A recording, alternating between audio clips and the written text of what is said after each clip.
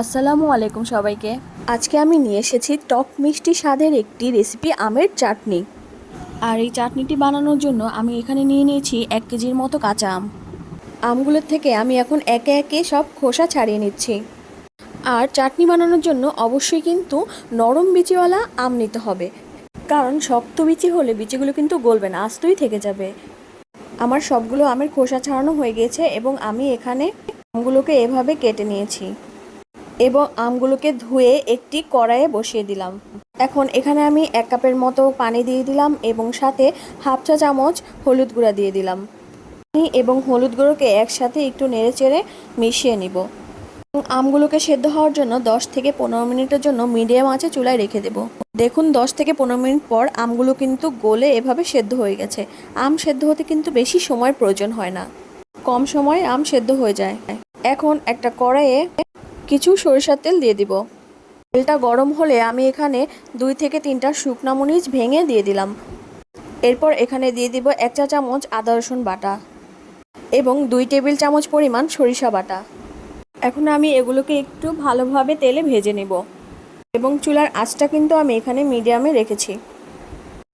মোটামুটি ভাজা হয়ে গেলে আমি যে সেদ্ধ আম রেখেছিলাম সেগুলো আস্তে আস্তে করে তেলের মধ্যে দিয়ে দিব। কাঁচা আম সেদ্ধ হতে কিন্তু খুব বেশি সময় লাগে না, 10 থেকে 15 মিনিটের মধ্যেই কিন্তু আম সেদ্ধ হয়ে যায়। আমগুলো দিয়ে আমি আবার খুব ভালোভাবে একটু নেড়েচেড়ে দিব। চুলার আঁচটা কিন্তু একটু লোতে রাখতে হবে, না হলে আমগুলো কিন্তু নিচ থেকে লেগে যেতে পারে। কিছুটা নেড়েচেড়ে আমি এখানে চিনি অ্যাড করে দিব। এখানে আমি 3 থেকে 4 কাপ পরিমাণ চিনি অ্যাড করে দিচ্ছি। যেহেতু কাঁচা আম একটু টক হয় তাই চিনিটা একটু বেশি লাগবে। এবং দিয়ে দিব 1 টেবিল চামচ পরিমাণ লবণ এবং সামান্য কিছু মরিচের গুঁড়া। আমি সমস্ত উপকরণগুলো খুব ভালোভাবে নেড়েচেড়ে দিব। এ পর্যায়ে আমি চুলার আঁচটা মিডিয়ামে রেখে খুব ভালোভাবে সবগুলো উপকরণ একসাথে মিশিয়ে নিব। এভাবে অনবরত নাড়তে থাকতে হবে এবং খেয়াল রাখতে হবে আমগুলো যাতে নিচে থেকে লেগে না যায়। সময় নিয়ে এভাবে আমগুলোকে একটু নেড়েচেড়ে দিতে হবে, এতে করে বাকি যে আমগুলো আস্ত ছিল সেগুলো আস্তে আস্তে গলে যাবে। এ পর্যায়ে চিনির পরিমাণটা একটু টেস্ট করে নিতে হবে। চিনি যদি কম হয় তাহলে আরও চিনি দিতে হবে।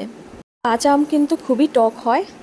এখানে কিন্তু আমার আরও 4 কাপের মতো চিনি লেগেছে চাটনির স্বাদটাকে মিষ্টি করার জন্য। আপনারা আপনাদের স্বাদ মতো চিনি মিশিয়ে নেবেন। পুনরায় চিনি দেওয়ার পরে আমি আবার আমগুলোকে ভালোভাবে নেড়েচেড়ে দিচ্ছি। 10 থেকে 15 মিনিট পর আমের কালার কিন্তু কিছুটা চেঞ্জ হবে। এখন আমার আমের কালারও কিন্তু কিছুটা চেঞ্জ হয়েছে। আমি এই আমের চাটনিটা যাতে বেশি দিন সংরক্ষণ করতে পারি এর জন্য আমি এখানে দিয়ে দিব ভিনেগার। আমি এখানে 1 কাপের মতো ভিনেগার অ্যাড করেছি। ভিনেগার অ্যাড করে আমি আবার পুনরায় আমগুলোকে খুব ভালোভাবে নেড়েচেড়ে দিচ্ছি এবং চুলার আঁচটাও কিন্তু আমি মিডিয়ামে রেখেছি। দেখুন আমার আমগুলো কিন্তু মোটামুটি হয়ে এসেছে এবং সমস্ত আমগুলো কিন্তু গলে গিয়েছে। আমি আগে থেকেই 5 ফোড়ন তেলে গুঁড়ো করে রেখেছিলাম, সেগুলো এখন আমি দিয়ে দিব 2 টেবিল চামচ পরিমাণ এবং সাথে কিছুটা শুকনো মরিচের ফাঁকি অ্যাড করে দিব। এতে করে চাটনির স্বাদটা আরও দ্বিগুণ বেড়ে যাবে। টক মিষ্টি ও সামান্য ঝাল ঝাল একটা ফ্লেভার আসবে। এখন আমি সমস্ত মশলাগুলোকে নেড়েচেড়ে মিশিয়ে নিচ্ছি। চাটনি বানানোর ক্ষেত্রে এগুলো কিন্তু অনবরত নাড়তে থাকতে হবে, না হলে কিন্তু নিচে লেগে যাওয়ার সম্ভাবনা রয়েছে। এখন আমার চাটনিটা কিন্তু মোটামুটি হয়ে এসেছে, কিন্তু খুব বেশি ঘন করা যাবে না, তাহলে কিন্তু ঠান্ডা করলে খুব শক্ত হয়ে যাবে। একটু পাতলা থাকা অবস্থায় এটাকে চুলা থেকে নামিয়ে নিতে হবে। এটিকে কিন্তু আপনারা 6 মাস থেকে 1 বছরের জন্য সংরক্ষণ করতে পারবেন। ভাত কিংবা খিচুড়ির সাথে চাটনিটি কিন্তু খুবই অসাধারণ।